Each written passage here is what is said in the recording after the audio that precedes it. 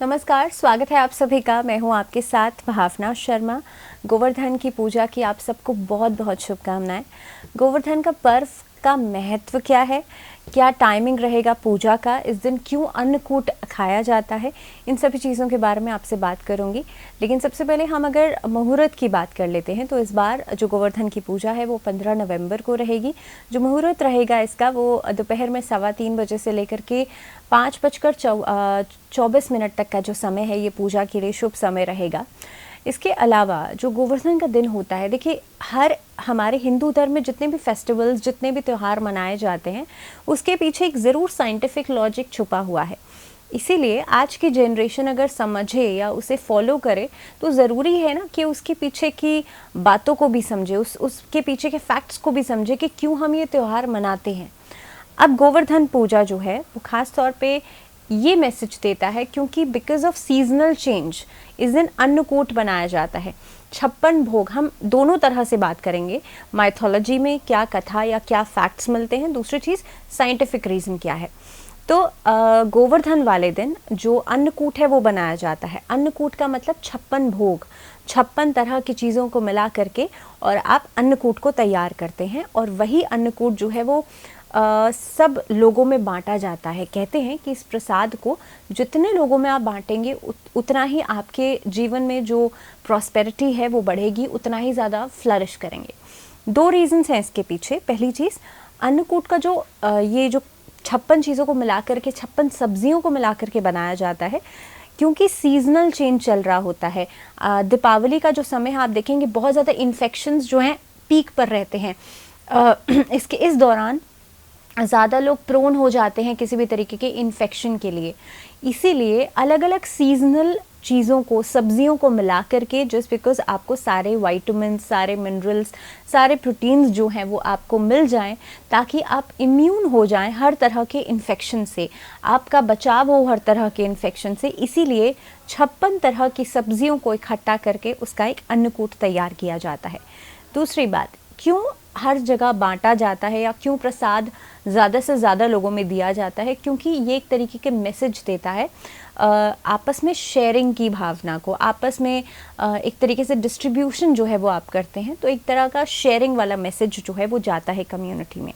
अब दूसरी बात, क्योंकि हमारे हिंदू धर्म में ये कथा मिलती है, जब भगवान श्री कृष्ण ने गोवर्धन पर्वत जो था वो सबसे छोटी कनिष्ठा उंगली पर जब उठा लिया था, तो उस समय पर जो भगवान श्री कृष्ण थे वो 7 दिन तक भूखे रहे थे, क्योंकि 7 दिन तक उन्होंने गोवर्धन का पर्वत जो है अपनी कनिष्ठा उंगली पर उठाया था।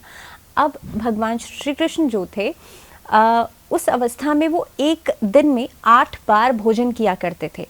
इसीलिए जब गोवर्धन का पर्व जब मनाया गया, यानी कि आखिरी दिन जब वो था, इसलिए जब सारे जितने ग्वाल बाल थे उन्होंने 8 into 7 दैट मीन्स 56, तो टोटल मिला करके एक ही दिन उनको 7 दिन और 8 बार का भोजन जो था वो एक ही बार कराया। इसीलिए कहा जाता है कि 56 तरह की चीज़ों का भोग जो है वो भगवान विष्णु को, भगवान श्री कृष्ण को लगाया जाता है। एक और छोटी सी बात, गोवर्धन का पर्व जो था, भगवान श्री कृष्ण ने भी, अगर आपने कथा सुनी है तो इंद्र जो थे उसको अभिमान हो गया था कि मैं ही सर्व एक तरीके से इन सब चीज़ों को देने वाला हूँ, इसीलिए मेरा स्थान सबसे ऊपर है।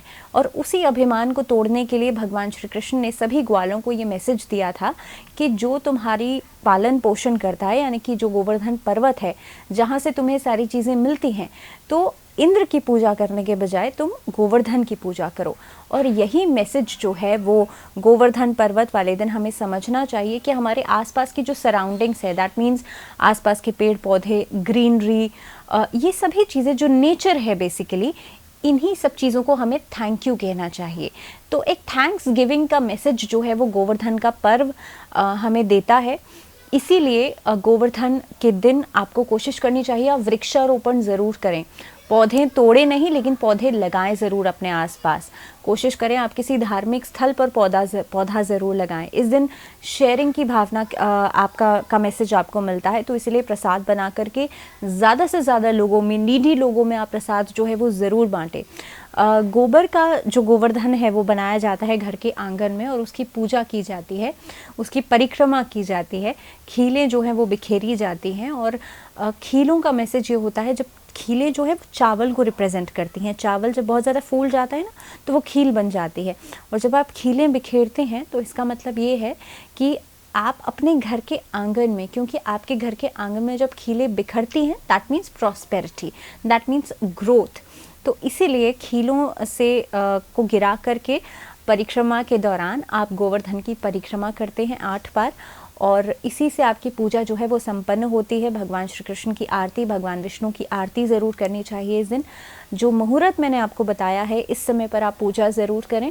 और ये जितनी भी चीज़ें मैंने आपको बताई हैं, इस दिन वृक्षारोपण ज़रूर करें, इस दिन आप कोशिश करें अन्नकूट ज़रूर बनाएं, 56 भोग ज़रूर बनाएं, 56 तरह की चीज़ों को मिला करके आप प्रसाद ज़रूर बांटें। और इसी एक मैसेज के साथ मैं आशा करती हूँ कि गोवर्धन का ये पर्व आपके जीवन में भी खुशियाँ लेकर के आए। Wish you all the best. फ़िलहाल दीजिए इजाज़त, नमस्कार।